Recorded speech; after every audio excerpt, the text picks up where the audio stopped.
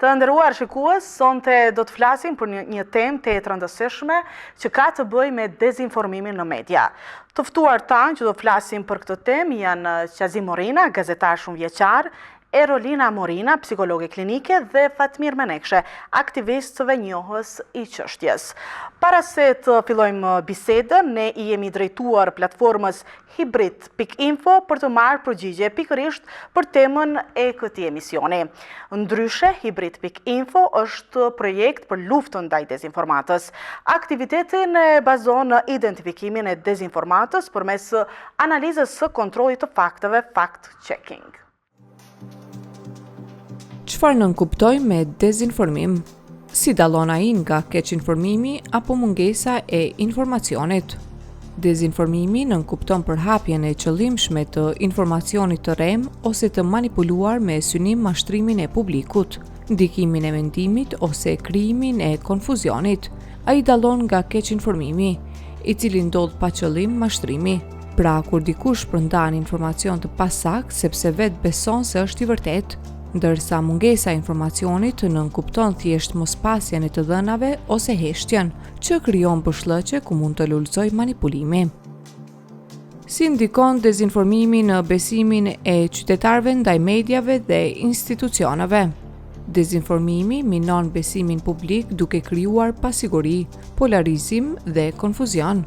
Kur qytetarët ndeshën shpesh me lajme të rreme ose të manipuluara, ata fillojnë të dyshojnë edhe në burimet e besueshme. Kjo çon në krizë legitimiteti për mediat, institucionet shtetërore dhe organizatat publike, sepse publiku nuk është më I sigurt se kujt I besojë.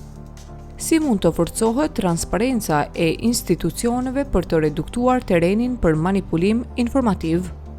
Transparenca e institucioneve forcohet përmes komunikimit të hapur dhe të rregullt me publikun, publikimit të dhënave dhe vendimeve, si dhe reagimit të shpejtë ndaj dezinformatave, bashkëpunimi në media profesionale në organizata të verifikimit të fakteve ndihmon në rritjen e besimit dhe në zvogëlimin e hapësirës për manipulim të informacionit.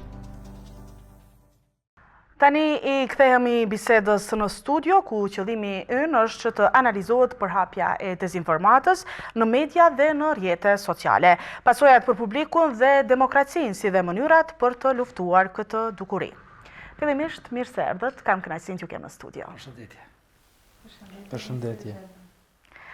Zotri Morina, po e filloj me ju bisedën. Mund na tregoni fillimisht se çfarë kuptojmë me dezinformim?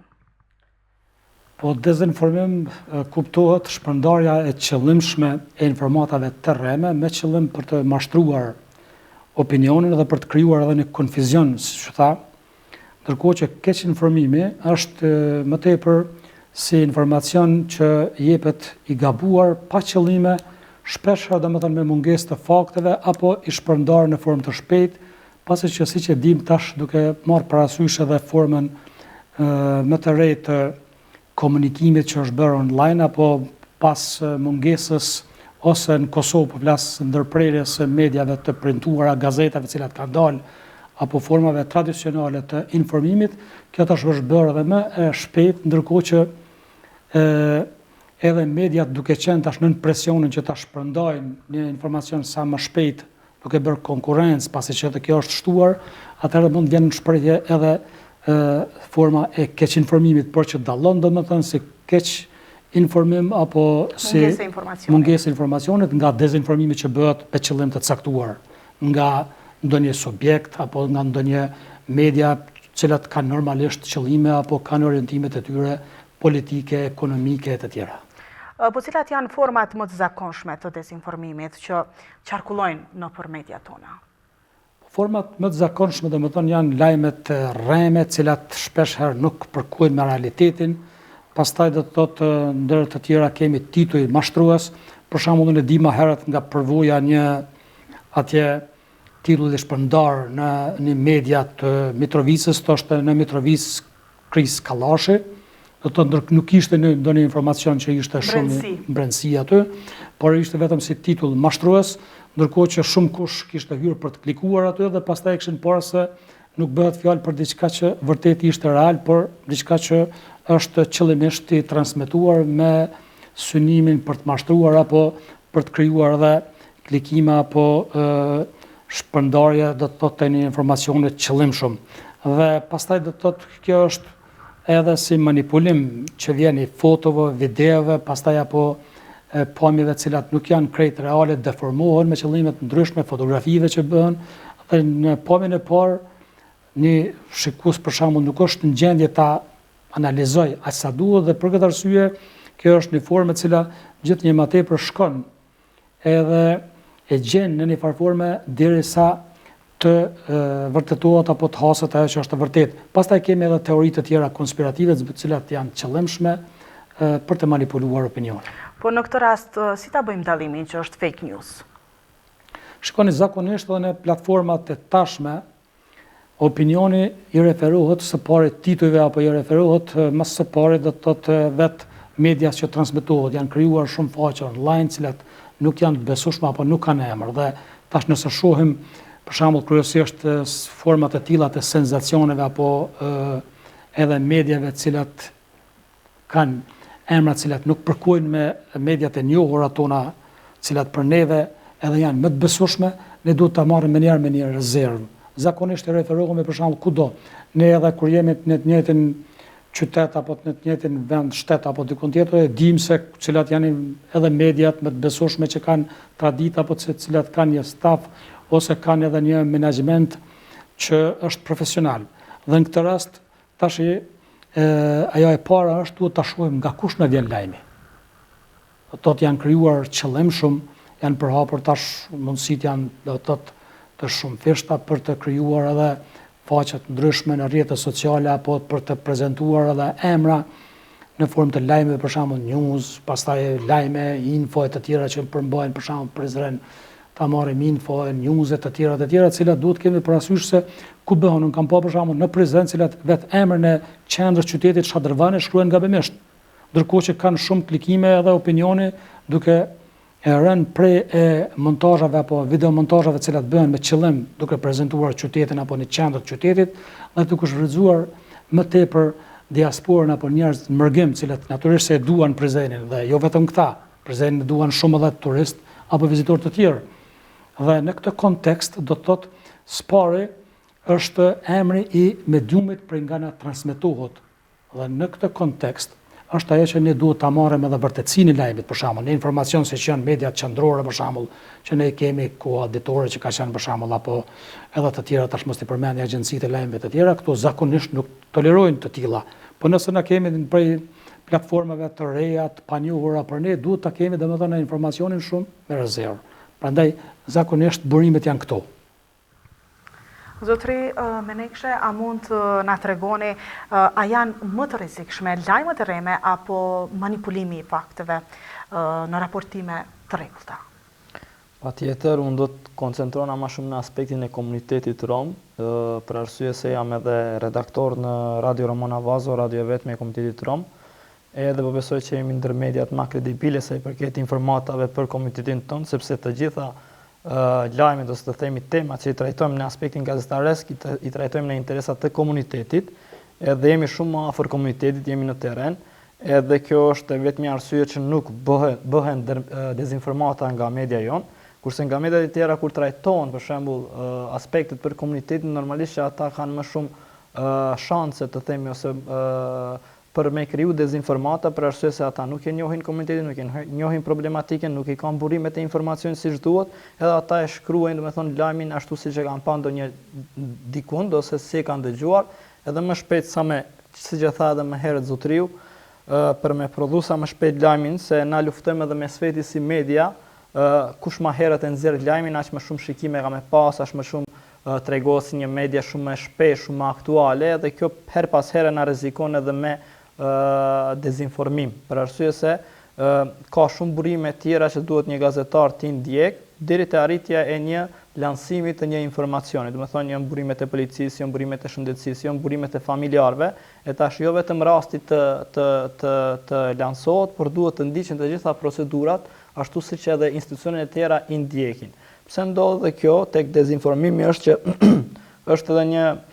hendek i policisë e Kosovës, kur ata e trajtojnë rastin, normalisht ata i kanë procedurat e ndryshme, sepse ata duhet të hapet prokuroria të ja nis hetimin edhe në 10 ditë hetueshmëri, ata nuk guxojnë me e lansu një komunikat ose një informim sa i përket një rasti të caktuar, kurse mediat pak veprojnë më shpejt për me arritë zgjidhje, edhe për çdo ndoshta her pas here e bëjnë këtë dezinformim. Siç e tha edhe ai, me të gjitha definicionet të aspektit, është keq informimi, kur lajmet janë të pasakta, të paqëllimshme, mungesë informacionit kur mediat nuk raportojnë fare, e gjëra të tilla. Edhe aspekti tjetër është, jo bashkëpunimi me ndërmjet mediave. Nëse një rast ka ndodhur te Komiteti Rom, atëherë na fatmirësisht në Prizren nuk e kemi këtë problematik, sepse jemi një komunitet multietnik, edhe gazetaria është shumë multietnike në aspektin e bashkëpunimit, edhe ne këtu mundemi edhe me falenderu të Prizrenit, sepse kur dojmë me informu publikun në mënyrë të saktë, pavarësisht se ne shkruajmë në gjuhën rome, ne prodhojmë lajmin edhe në gjuhën shqipe, edhe ja transmetojmë edhe të Prizrenit që ai e ka edhe një mbulueshmëri më të madhe te komuniteti, domethënë në aspektin e komunës së Prizrenit tek gjithë qytetarët, edhe parandalon një farë dezinformimi apo edhe stereotizimit ndaj komunitetit ton, qoftë me komente që mundën me pasu, po qoftë edhe me sqarime që e bën edhe për audiencën e vet. Këto janë mendimet e mia sa i përket dezinformimit edhe keq informimit apo edhe mungesës së informacionit kur flasim. Kur flasim për format më të zakonshme që qarkullojnë në mediat tona për Komitetin Rom, janë, siç e thash më herët, stereotipizimi, raportime të njashme për lajme kriminale, mos raportimi për arritjet pozitive për komunitetin, dezinformimi në rrjete sociale dhe përdorimi i një gjuhe denigruese që vjen nga komentet. Edhe tash na mendojmë që vetëm media, domethënë që e lanson një lajm, është dezinformat ose denigrim. Jo. Absolutisht, edhe komenti ose shpreja e lirë që ndodh nëpër mediat, nëpër portalet, edhe ato shumë më shumë nxisin, sepse dikush jep një informacion edhe dikujt i dokot ai informacioni përmes komentit që është më i saktë, edhe merr ato dhe e rikomenton edhe e shpërndan, edhe ajo shpërndarja e madhe e komenteve të tilla, që edhe ata janë dezinformime, domethënë ata janë më të rrezikshme se sa një dezinformat që mundet më u shpërnda prej një medie. Edhe pse mediat nuk bëjnë shumë dezinformata në këtë aspekt,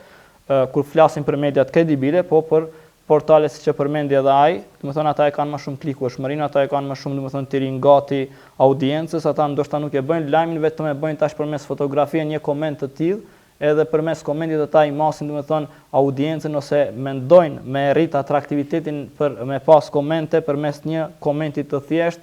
për me nxitë si një lloj debati publik, edhe ajo është rrezikshmëri më e madhe se sa një lajm që përhapet nga mediat kredibile. Po si ndikon dezinformimi në besimin e qytetarëve ndaj mediave apo edhe institucioneve? Po absolutisht, domethënë ndikon negativisht, sepse shumë familje për shkak të komenteve pasuese ose të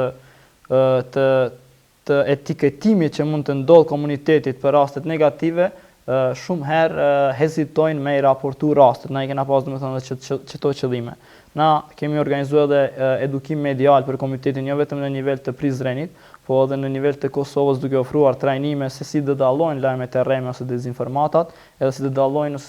si të kuptojnë ata se cilat janë rregullat ose etika gazetareske, pyetjet që e bën një lajm kredibil. Domethënë aty nëse nuk citohet një institucion, nëse nuk citohet një intervistë për një personi me emër e mbiemër ose me iniciale, nëse nuk ka këto, domethënë elemente a lajmi, ai duhet domethënë me njëherë mos cilësu si një dezinformim ose një lajm i shkruar shpejt ose gjysmak, me thënë një lajm gjysmak. E kur i kemi këto elementet e tjera dhe media është kredibile, atëherë normalisht që edhe besimi i popullit i qytetarëve është më i madh. Po tek ne domethënë kjo dallon në aspektin e komunitetit rom. Ata më shumë domethënë mas pari komunikojnë me komunitetin rom, me mediat e komunitetit rom, pasi që për shembull muj me marr një rast shumë specifik, unë besoj që është në të mirë të komunitetit dhe në të mirë të aspektit të rritjes së besimit, domethënë frikë, domethënë javën e kaluar kemi pas një rast që është raportuar një vajzë e humbur, domethënë ka pas një martesë të hershme faktikisht, edhe por familja domethënë është frigu për arsye se ata dojnë me ditë mas pari ku e kanë vajzën, pavarësisht a ka ndodhur martesa e hershme apo nuk ka ndodhur. po këtu kemi tregu një fuqi shumë të madhe të bashkëpunimit të rjetëzimit të gjitha gazetarëve, jo vetëm të komunitetit rom, po edhe të shoqërisë civile që brenda një dite reagim publik përmes mediave që i kemi bë, të nesërmen vajza domethënë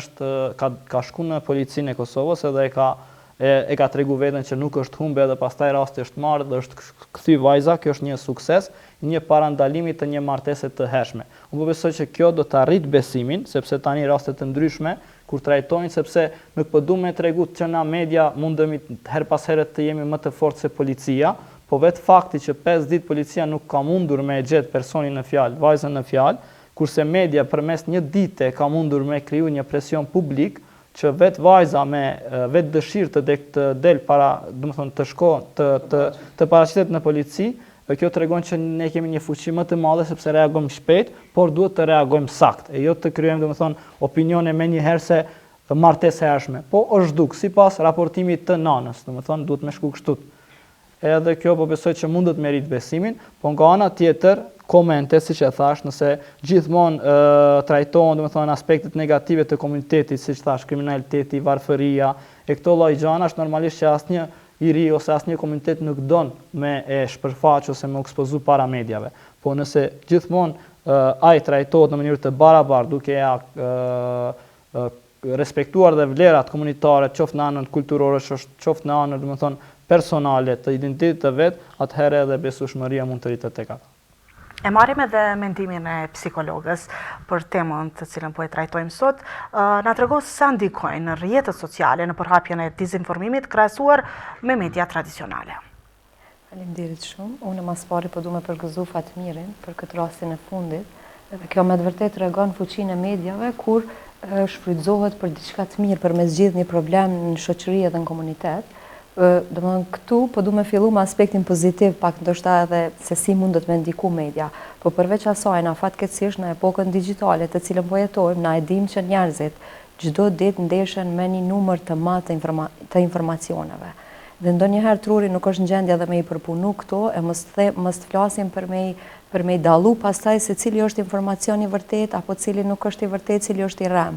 Për me u ndërlidh me këto, pak ndoshta do të isha kthy mbrapa në epokën e aspektit filozofik, prej aty nga dhe vjen edhe të menduarit kritik, sepse përpara njerëzit kanë besu që çdo gjë që i ka thonë dikush, më shkurt ka rënë në dogmatizëm. Ndërsa tani na po jetojmë në një epokë tjetër ku edhe po dojmë gjeneratat e reja fëmijët tonë me pas një të menduarit të zhvillimin e mendimit kritik, për shkak që mos me besu ato çka dikush thotë. Për shkak që dogmatizmin këto nuk kupton. Nëse dikush më thot se kjo është çështu, ose nëse e kam pa unë dikun, ose e kam marrë një informacion përmes mediave, nuk do të thotë që ai informacion ose ai burim është i saktë. Çka ne kuptojmë nga kjo, që çdo informacion apo çdo burim duhet të verifikohet apo të ketë argumente dhe fakte në këtë drejtim, në mënyrë që ne mos bëjmë dogmatizëm, po thjesht shkojmë duke verifikuar ato informacione të cilat i kemi marrë. Është e vërtetë që rrjetet sociale ndikojnë edhe në aspektin pozitiv, po edhe në aspektin negativ, për shkak që unë si profesioniste them që tani më kemi me një shpejtësi dritës informacionet i marrim. Edhe mediat ndonjëherë çka bojnë, garrojnë mes veti që ti njoftojmë sa ma shpejt, ose edhe sa ma mirë, ndonjëherë edhe sa ma drejt publikun, por ndonjëherë kjo çështje mbetet edhe pakës se si publiku e merr këtë informacion edhe si e përpuron trurin fakt. Ndonjëherë dezinformatat, jo ndonjëherë por shpesh herë muj me thonë, që ndikojnë negativisht në aspektin e mirëqenies dhe në aspektin psikologjik të individit, për shkak që krijon një huti edhe një tension të brendshëm. Momentin që nuk e kam një siguri, në momentin që nuk i besoj, tashmë cenohet edhe siguria. Kur po them siguria, mas pari siguria individuale, vetë personit apo individit. Në të njëjtën kohë cenohet edhe siguria e familjes dhe njashtu edhe komunitetit. Domthonë, siç po e vreni, domthonë nëse shikojmë pak më në detaj dhe në thellësi, nëse analizojmë se si ndikohet individi nga këto dezinformatat, mundet me pas për shembull rritje të nivelit të stresit. Këto tregojnë edhe disa hulumtime neurozhvillimore dhe neuroshkencore të cilat janë bë për me pa ndikimin e dezinformatave se si ndikon në trurin e individit. Dhe këto studime tregojnë që truri aktivizohen disa pjesë, sikurse kur aktivizohen kur je në ndikim të stresit kronik. Domethënë kaq i dëmshëm mundet me qenë 1, 2, 3 dezinformata të cilat na i marrim, ndoshta brenda ditës, ndoshta edhe 2, 3. Kisha pas dëshirë që mos jetë kështu, por e dim që kemi edhe nga parafolësit, nga kolegët u tha që ka ndonjëherë media që nuk janë edhe shumë kredibile dhe nuk janë ndoshta shumë profesionale dhe munden me kriju këtë hutin e që në fakt opinioni ka nevojë për konsistencë. Pse? Për shkak që këtu pastaj ndërhyn edhe kjo konsistenca sociale prishet. Dhe tani më nuk kemi një vazhdimsi të asaj që për shembull opinioni ose qytetarët kanë besu tashme që jena edhe në prag të zgjedhjeve, po e them kushtimisht për shkak që është diçka shumë e rëndësishme si proces, pse se ndoshta edhe ardhmja e fëmijëve tonë varet prej kësaj, atë normalisht që nëse ka me pas një dezinformat, ti s'ki me pas besim edhe tashmë edhe po ndahen në grupe apo tabure nëse muj me quajt, dhe këtu çka kemi? Këtu kemi pas edhe një konflikt tjetër mes qytetarëve pikërisht. Domethënë kjo është ajo që ndoshta pse shpesh njerëzit ndajnë lajme të paverifikuara? Është kjo mungesë njohurish apo lidhet me mungesën e besimit? Po, ndonjëherë mundet me qenë edhe mungesa e njohurive, si një prej faktorëve shumë të rëndësishëm, sepse që e tha dhe Fatmiri për shembull, po du me lidh pak edhe ndoshta edhe me komunitetet jo shumicë, që naherë ajo mungesa e informacionit ose njohurive të pamjaftueshme për një temë të caktuar, për që ato na shpesh herë edhe bojmë edhe bashkëpunime në mënyrë që për me njoftu opinionin për çfarë do qoftë tema. Unë po flas më shumë për aspektin tim profesional, se ndoshta opinioni nuk është shumë i njoftuar ose komuniteti rom për çrregullimet për shembull mendore ose stresin, ankthin, zhvillimin e fëmijëve etj. Dhe ndonjëherë një informacion i vogël ose një dezinformat mundet me shkaktu një shqetësim te një individ, po dhe te një familje ose te një prindë të tjera. Domethënë kështu mendoj që ndonjëherë mediat duhet me qenë kogja kredibile edhe të formuara profesionalisht, në mënyrë që jo me plasu çdo informacion. Këtu ndoshta isha lidh pak edhe me kohën e pandemisë, sepse gjithë kemi qenë, si më thonë, në atë kohë të gjithë kemi përjetuar gjëra dhe kemi pas se çfarë ndikimi të fuqishëm kanë pas mediat, edhe në aspektin pozitiv, po edhe në aspektin negativ një ashtu. Pse se është rrit edhe niveli ankthit, niveli stresit, ndonjëherë vetëm një informacion që ke pa në Facebook. Dhe jo gjithmonë këto informata janë ashtu që janë, po ndonjëherë edhe i kanë ndihmu disa individ, disa qytetarë me cilët edhe unë personalisht kom pas edhe kontakte edhe në aspektin profesional, po edhe në aspektin e organizatave shoqërisë civile, sepse duke qenë edhe pjesë e shoqërisë civile, më ka rënë domethënë shpesh herë edhe kemi rënë ndesh me këtë pjesën që si mundet me ndiku informacionet, mediat, po sidomos tash kohëve të fundit i kemi edhe rrjetet sociale, fatkeqësisht ndonjëherë unë çdo ditë punoj me njerëz, me të rritur, me fëmijë, me adoleshent dhe kam punë edhe me prindrit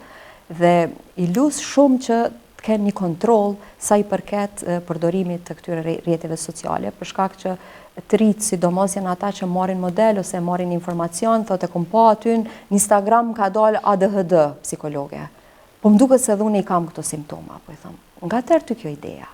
Ose thjesht thotë kom lexuar për disa simptomatologji të ankthit ose vjen thotë unë kom ankth. Po i them mirë ti kjo është profesionisti, është e njëjta gjë sikur më shku te mjeku më thon unë kom që diagnozë, domethënë a mundemi me bëu diçka të tillë, të njëjtën gjë nuk mundem me bëu edhe për aspektin profesional sa i përket shëndetit mendor. Zotri Morina, na trego si po përballen redaksit me presionin për të publikuar lajme të shpejta, por jo gjithmonë të verifikuara. Po, natyrisht që kjo formë tash i vën para një sprova të madhe dhe vetë mediat. I vën sepse shohim që edhe konkurenca është rritur jashtëzakonisht, është rritur jo vetëm prej mediumeve, është rritur edhe prej faqeve sociale, prej do të thotë edhe adresave të ndryshme, prej formave të cilat janë do të thotë të mundshme sot nga platformat online. Prandaj do të thotë duke menduar që sa më shpejt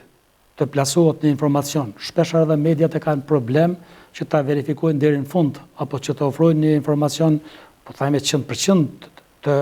sakt, aq sa është edhe vetë misioni i mediave serioze. Por natyrisht që duhet në këtë drejtim punohet më tepër dhe duhet verifikohet. Në shumë raste, siç u përmend këtu, edhe faktorë të tjerë, për shembull policia të tjerët ata janë pak më edhe të rezervuar edhe për shkak të formës së tyre ma zyrtare që kanë ma të përgjeshme, sepse ata kur dalen duhet versioni tyre tjetë ose prokuroria tjetë përfundimtar dhe tjetë i besueshëm, e që në anën tjetër na ballafaqohemi me faqe apo me format të tjera cilat vetëm e kanë plasuar një informacion apo plasojnë shpejt, edhe vjen tek do të thotë ajo me dyshja qytetare se ta marrim dikush e ka plasuar shumë më përpara në informacion që media tjetër e cila është më e thirrur apo më kredibile për ta plasuar është ende e vonuar, e në fakt këtu është përpjekja e saj për ta verifikuar apo që informacionin ta transmetoj sa më të sakt, do të thotë jo sa më të shpejt. Prandaj do të thotë këtu në këtë kontekst edhe media duhet të kenë parasysh apo gjithë faktorët e tjerë që të organizohen sa më shumë trajnime me gazetarë të rinj, do të thotë apo me stafin, mundësitë edhe teknologjike të komunikimit, pastaj edhe me pjesën tjetër të redaktorëve dhe kësaj pak a shumë të bëhen përpjekje në drejtim që në formën më të mundshme të minimizohet kjo mundësi, sepse është për momentin është shumë e pamundshme. Se nëse një, për shembull, faqe X, faqe atje ose njerëzit nëpërmes faqeve të tyre të rrjeteve sociale, vetëm kemi parë raste të aksidenteve të cilat i kanë transmetuar, madje unë kam pa që kanë hyrë edhe live në transmetime edhe tash ti derisa të merr informacione prej policisë apo prej faktorëve të tjerë atje mbetesh më mbrapa dhe opinioni nuk e ka këta parasysh. Opinioni domethënë do ta sheh lajmin, aty nuk i intereson pjesa tjetër atje se ti e vonu duke komunikuar ndoshta me 10-15 zyrtar apo kur policia shpesh nuk ka informacion, se normalisht policia nuk mund të jetë kudo si qytetari, sa aty ka rastistë qelloj për shembull te në vendin ngjarjes, aty edhe ai hyn live me telefon tash është mundësia. Dhe tash edhe për policinë shpesh ne kemi dhënë informacionet e para, sepse kudo sikur neve që na sjell qytetari i cili rastis, dhe tash është mundësia se secili qytetar në farforme është dhe gazetar. Se ka një mundësi, ka një telefon, ka një aparat, ka një rrjet, që mund të kyçet edhe mund të hyjë, do të thotë ka një rrjet njerëzve, që pastaj rrjeti tjetër i shoqërisë mund ta përhapë në një formë tjetër dhe kësaj bëhet presioni edhe medjave për të qenë edhe më të shpejt. Në anën tjetër, do të thotë kemi gjithmonë tash të vështirësinë e medjave dhe sfidimin e tyre përballë edhe gjendjes materialet të cilat ndodhen ato. Për shkak se janë janë kriju pa staf shpesh, edhe nuk ka ndoshta ndonjë kriter edhe për licencimin e medjave edhe nëpër qytet edhe medjave që janë qendrore. Atëherë edhe ballafaqimi është me gazetarë të cilat janë do të thotë më të rinj apo të cilat janë më të shpejt.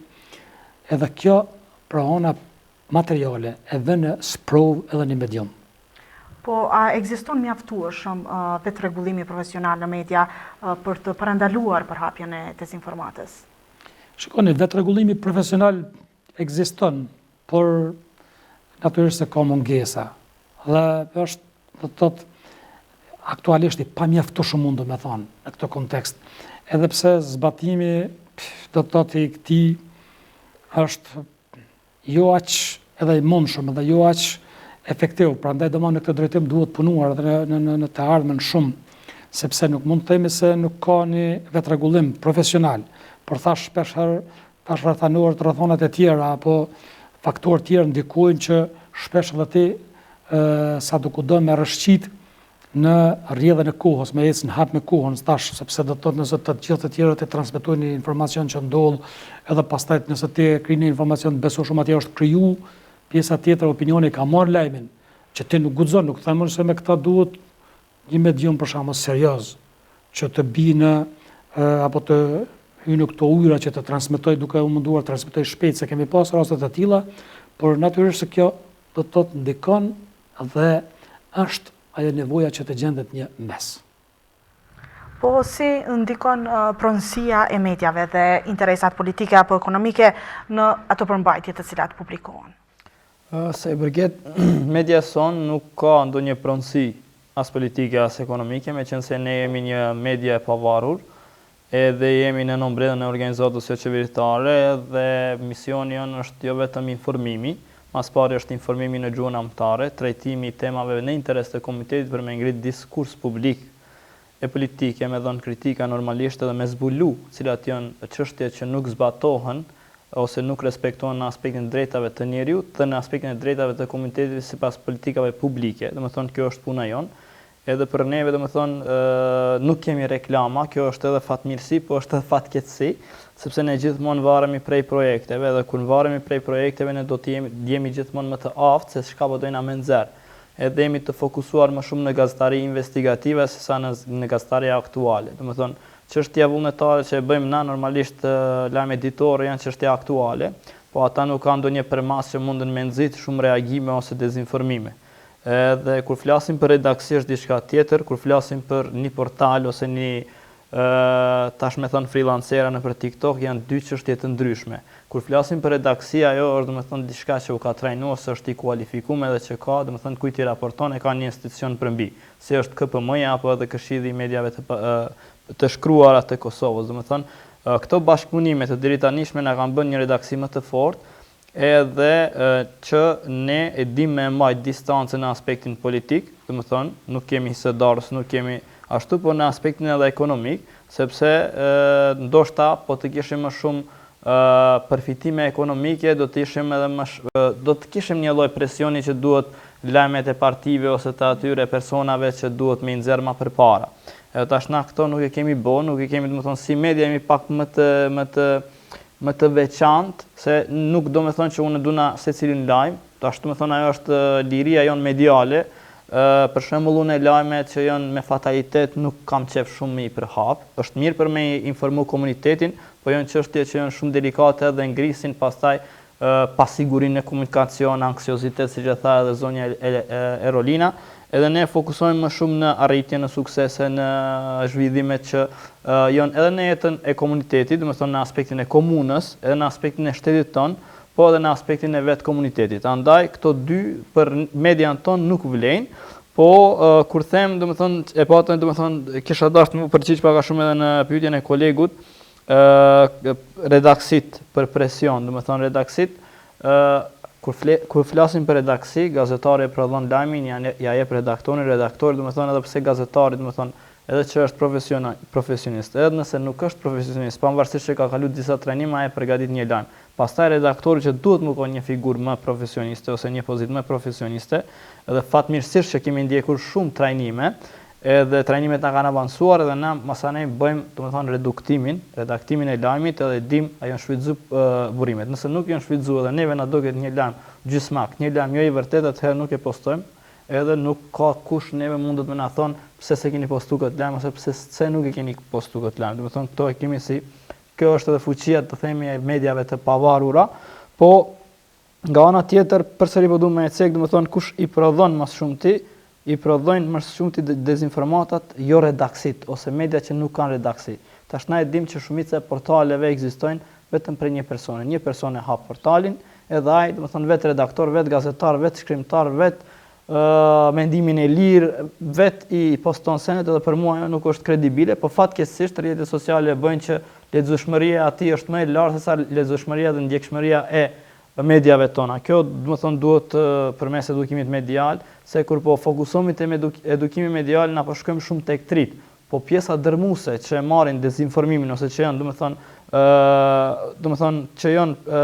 targeti dezinformimeve janë moshat mesatare dhe moshat e shtyra, sepse ata vetëm ecin në Facebook, edhe shumica dezinformimeve vijnë jo prej përmbajtjeve qofshin debate, qofshin gazetari investigative, hulumtime të tilla, po ata vinë edhe prej emisioneve relaksuese ose për bashkëbisedimeve relaksuese që ndodhin në TikTok. Njëri e merr përsipër bëhet moderator, pak a shumë fillon me një entuziazëm, me kriju tema dhe në ato tema e inkuadron do persona veç me e gjujt në informacion, pa vlerësuar se ai çfarë njeri, çfarë kontribut, çfarë pozitë ka, veç me kriju një lloj shikueshmërie aty na më ardh luanat, më ardh ato gjanat që më përfitu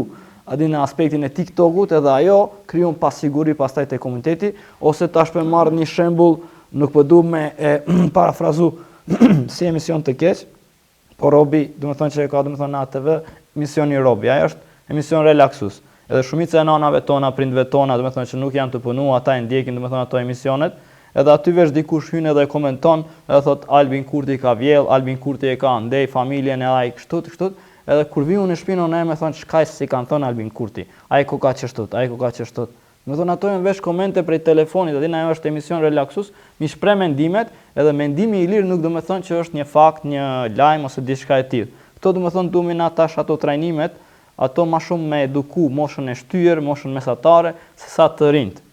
Edhe mi parandalu ose me bë do me thonë edhe informacione, do me thonë si media duhet me përforcur rrjedhimin ton, edhe kur shohim që ka TikTok-e që luajnë rolin e medias, rolin e moderatorit, edhe ngrisin debate deri në përçarje dhe të konfliktet, sepse ata nuk janë profesional, janë vetëm për me e shpënda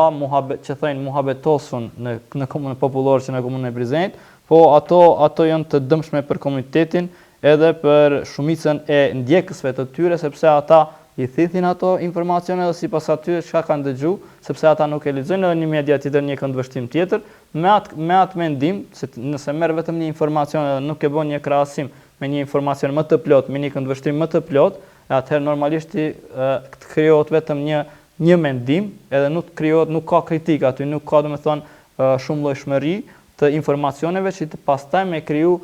bindjen ose mendimin ton lidhur për një rast të caktuar. Desha të ndërlidhem këtu me kolegën është që është e pak se ne fatmirësisht në Prizren kemi disa media, po flas për këto media që janë të regjistruar dhe dihet se nuk i konsideroj media, i konsideroj faqe të Facebookut apo të rrjeteve sociale, disa cilat janë hapur thash me emra që ato duhet verifikohen edhe shpejt në këtë drejtim duhet të ketë edhe një veprim institucional. Mirë po çështja është se kur kemi edhe media të cilat kemi redaktorë dhe kemi edhe kryeredaktorë në rastet e tjera që prezantohen si të tilla, ndërkaq nuk luajnë role të tilla do të thotë, edhe pse kanë një pozitë apo thirrje. Për shembull, na kemi pas plot lajme kur gjatë ton fushatës elektorale apo më herët në qytet nuk kemi një prezantim editorial të një mediumi. Për shembull, nëse na kemi një redaktor, ne kemi një medium serioz, duhet kemi edhe një editorial që ai ta orientoj për një çështje të caktuar, për shembull, në qytet opinionin. Po e marrëm thjesht do të thotë infrastrukturë. Për shembull ka pasur një kohë kur na kemi pas disa vendpunishtë në Prizren, kanë qenë rrugët e bllokuara. Kthehemi para një viti apo 2 vite kur hyn për shembull edhe qytetarë se ne jemi si popull që harrojmë shumë shpejt. Kemi hyrë për shembull në një rrugë është dashur me ballafaquar me një vendpunishtë, është dashur të kthehemi në tjetrën, domethënë kishte shumë të llovinë për trafik e të tjera. Nuk kemi pasur asnjë për shembull për pas partive politike që është dashur tash domethënë të tregojnë edhe ta sqarojnë këtë, për shembull as mediat nuk janë që të thuan se shikoni janë duke u zhvilluar disa vendpunime, por nuk janë gjitha të komunës, janë të ujësillësit, janë kompanive të ndryshme dhe ta sqarojnë për shembull situatën apo të kërkojnë përgjegjësi se si edhe të orientohet apo se si të rregullohet ose se si të vepron një institucion në rastin konkret komuna apo policia që të ndikojnë do të thotë tek mekanizmet e tyre për ta rregulluar të thotë edhe të informohet opinionin e përgjithësi se çfarë po ndodh. Kush i bën, domethënë janë gjitha punimet që i kryejnë në institucion komuna apo ka edhe vend punime të tjera që kryhen nga ujësillësi, por që pastaj komuna e merr si meritat e saj për të dukur se gjëja ka hapur disa vend punishtë apo vendet punës, dhe në këtë kontekst për çështjet e tjera, për shembull nëse kemi rastin e zhdukjes, për shembull të kësaj vajze që përmendëm apo të dukurive të ngjeshme, ose për shembull të çështjeve të delinkuencës apo të rasteve të ndryshme, do të thotë redaktorët e marrin përsipër që të dalin me editoriale të ndryshme dhe t'ia sqarojnë, ta ngritin opinionin, t'ia sqarojnë më mirë, sepse në sikur të rasti i rrjeteve sociale për cilën sot po diskutojmë apo për hapjen e lajmeve të rreme, kemi interesa të cilat i shtyjnë siç thamë do të thotë të dezinformimit me qëllime të caktuara, të lansojnë informacione të tilla që ju shërbejnë grupeve, klaneve të ndryshme apo interesave të ndryshme, do të thotë edhe të qytetarëve apo të sekteve fetare të tjera, do të thotë të natyrave pak më ndryshme. U përmendën më herët platformat Facebook dhe TikTok. A janë këto platforma përgjegjëse për mbajtjen që shpërndahen ato? Me sa di dhe me sa kam informacion për rrjetet sociale, domethënë platformat si Facebook, Instagram edhe TikTok, edhe Snapchat tash sfundmi që po përdoret më shumë nga ana dhe e trive, pak po mirëna pak edhe me këtë pjesën duke qenë edhe mësimdhënëse, po edhe duke qenë çdo ditë ndoshta me njerëz me prind të cilët e kanë si hall problematik kyçe apo kryesore rrjetet sociale, telefonin e tjera. mendoj që secila prej tyre i ka ato kriteret e veta, momentin që dikush një përdorues i ri e hap, po unë e di që shumica prej njerëzve dhe të ritunit në këtë rast nuk i lexojnë. Edhe e di që ka ndalesa, domethënë për disa fotografi ose gjëra të cilat sikur ti ndalon aty për aty me njerë Facebooku, por megjithatë kur po flasim për dezinformatat, nuk besoj që mundet me kontrollu. Pse? Sepse ne secili jena përgjec për ato që ndoshta e shohim dika edhe mundohem që ato të njëjtën me shpërndat te dikush tjetër. Po du pak më ndërlidh edhe me pjesën që Fatmiri e ceku edhe më pëlqej shumë ajo pjesa e filtrimit të informatave, cilat ndonjëherë ndoshta janë të vërteta dhe janë të sakta, por megjithatë ato për shembull ngjarjet tragjike, aksidentet, domthonë informata të cilat janë ndoshta shumë të ndjeshme dhe senzitive, që kohëve të fundit edhe unë si profesioniste ndonjëherë ndoshta është mirë edhe me ngritë edhe këtë çështje që nuk janë të mira dhe po ndikojnë shumë keq në aspektin emocional, psikologjik, një farë pasiguri, angst, stres te qytetarët.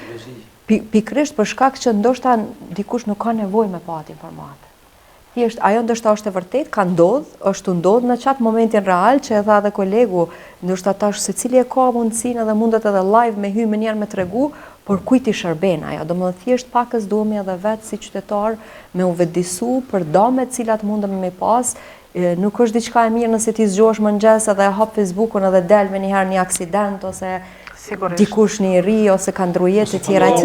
ose një familjare vetë që pikërisht ndoshta po e që unë mendoj se për trurin është një shok. Po si mund të zhvillohet edukimi mediatik? Edukimi mediatik prap po kthehemi te mediat dhe për ta forcuar aftësinë e qytetarëve për dallimin pra të lajmeve të rrema. Pikërisht, domethënë prap kjo po i mbetet një pjesë që e tha edhe Fatmiri, po edhe kolegu, prap po i mbetet ajo fuqia e medias, domethënë nëse jena të folë për media edhe jena të folë për jetës sociale, nëse pedim që na targetin grupin e pas kemi njerëz cilët që aty po janë, atëherë edhe ato po muishim na me shfrytëzu edhe në aspektin pozitiv, domethënë me i vetëdisu, me i ndërgjegjësu njerëzit. Po, edhe tjetra është me pas një balancë. Pse? Sepse na pedim që studimet e fundit po tregojnë që përdorimi i shpeshtë apo ekspozimi ndaj mediave në përgjithësi, e mandej mos të flasim për dezinformata apo për lajmet e rreme, po ndikoj ka shumë keq në trurin tonë, trurin e secilit prej neve, sepse unë e them secili prej neve kemi një tru, një sistem nervor. Domthonë e kemi diçka të përbashkët, po hajde ta mbrojmë. Domthonë ç'kjo është ajo balancimi apo një farë lloj kontrolle dhe menaxhimi i ekspozimit ndaj rrjeteve sociale, po edhe mediave në përgjithësi. Pastaj është ajo pak edhe besimi që po lidhet me nëse një herë, dy herë je zhgënjur, mo truri e ka një farë pasigurie aty. Dhe tash, kjo ndodh pastaj lidhet edhe me institucionet, e njëjta gjë, për shkak që nëse ti nuk e qenë transparent dhe me kohë nuk i ke njoftu opinionin publikun për ato se çfarë ka ndodhur dhe si ka ndodhur, qoftë edhe për një rrugë të vogël apo ndonjë punim tjetër thjesht, atë normalisht që publiku dhe qytetarët nuk kanë me të besu edhe ose me kriju një farë besimi edhe një farë bashkëpunimi me ty. Jemi në minutat e fundit të kësaj bisede, por unë desha vetëm edhe pak të ndërlidhem me bisedën kështu. Është çështja për shembull që këtu duhet rritet kontrolli. Na vetë si media nuk dim për shembull se dikush janë kush që ndërn prapa disa emra vetë të paraqitura si media në Prizren. Për shembull thamë na kemi disa media që janë Prizren News, Prizren Express, Prizren tjerë, e prezantojnë Prizrenin, domethënë kur thu lajm për Prizren na duhet ta dim kush është kush që ndërn prapa, duhet kemi një transparencë. Është diçka domethënë që vetë mediat na e dim ta marrim në TV Prizren kush është pranari, kush është përgjegjësi, kush janë redaktorët. Po nuk i dim këto faqe, vetë punojnë në media, vetë nuk i dim kush janë kolegët tanë. Domethënë aty është në fillim këtu vetë dilema e madhe që na paraqet pastaj edhe epilogun me tema apo përfundimin se kush mund të qëndrojë prapa apo çfarë informacioni morëm, kujt të shërben ajo. Që kemi pas. Ta marrëm ku e patëm pak më herët diçka. Për shembull mediat të ndryshme kanë filluar këtu duhet ta sqaruar me prezantimin e disa mjekëve. Për shembull i kanë marrë duke prezantuar mjekët. Qëllimi nuk ka qenë me i prezantuar mjekët. Për shembull figura pse e kanë zgjedhur, po kanë dashur me përfitu klikime, që domethënë Zakonisht na kemi një opinion që mjekëve opinioni gjerë fillon duke dashur përmes një pëlqimi apo lajku, si që quajmë ne, dhe më të duket dhe në një farforme edhe të prezentohet se është përkrahas i tyre. Dhe kanë paraqit mjek të rinj, cilët me thonë realitetin unë për herë të parë kam pa që ekzistojnë kanë mjek të tillë në Prizren apo që janë të tillë. Dhe këto do të ishin shumë të mira, sikur këta mjek të kishin bërë ndonjë prezantim, të kishin marrë pjesë domethënë në ndonjë konferencë apo të kishin arritur një sukses. Por vetëm se punojnë profesionet e tyre, që janë të zakonshme, atëherë na mjanis duhet të gjithë, do me paraqit policët,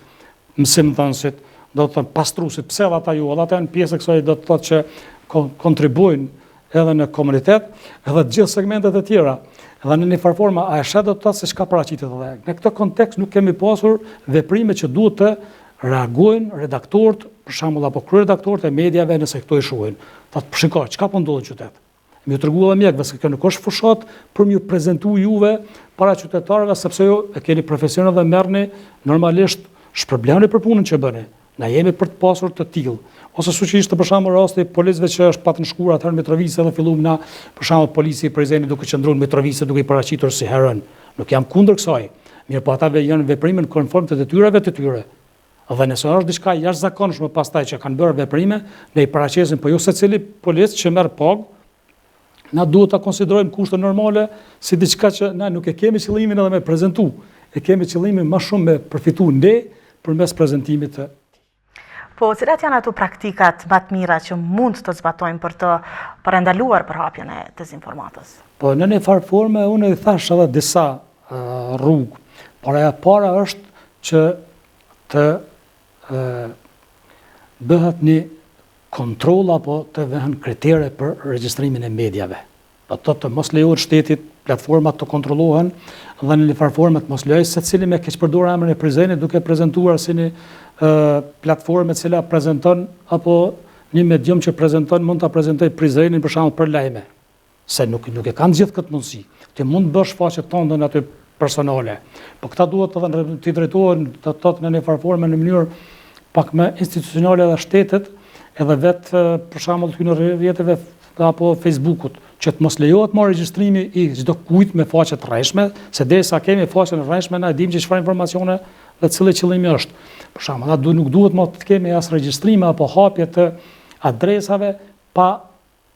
do të thotë dokumente identifikimit. Let del secili. Tash jemi duke jetuar domosdoshmë në një kohë që ekziston mundësia, le ta prezantojnë edhe të mos lejohet kështu hapja e rrjeteve sociale për fëmijë, le të jetë domosdoshmë moshën 16 vjeçare dihet një kriter, ta prezantojnë dokumentin e identifikimit dhe me atë dokument hapet, ta dim kush është secili person, jo që të krijohen emra të tjerë fake, emra fake, do të thotë media të ngjashme. Kjo është një nga format e mundshme për momentin, do të thotë që është më e vështirë, po duhet të punohet që të disiplinohet spaku apo të minimizohet në maksimum kjo çështje. Nëse kisha ndërlidhur dhe unë disa rekomandime duke i ndërlidhur dhe me shembuj konkret, me fakte. Do të thonë na kena pasur edhe një rast para një viti ose më shumë, kur njëri prej portaleve që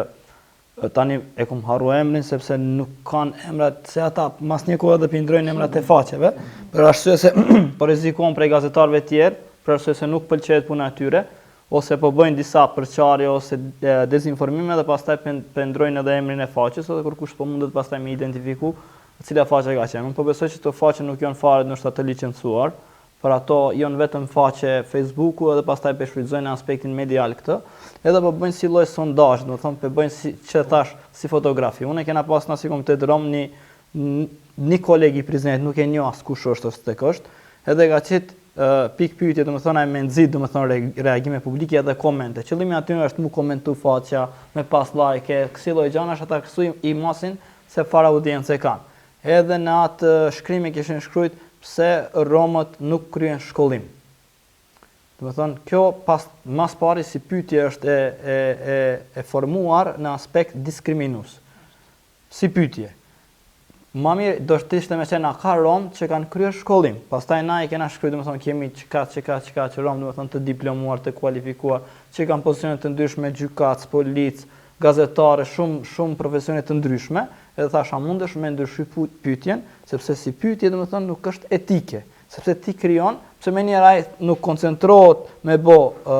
Do më thonë, I ki para pri, i ki para a gjyku. vesh ti a ki dhon pyetjen, do më thonë që a me da këthy, sepse ata martohen shpejt, sepse ata janë të varfër, sepse ata nuk janë për shkollë. Që shtu vinë përgjigjet, nuk vinë përgjigjet me ta kritiku ty pyetjen, po qysh ja parashtrove pyetjen, që shtu ta mundohet me ta këthy, do më thonë, përgjigjen, sepse ata janë për muzikë, sepse ata janë për kështu. Do më thonë, automatikisht ti si media, që e qunë vetën që nuk je në fakt media, e ki kriju e ki nxitë edhe një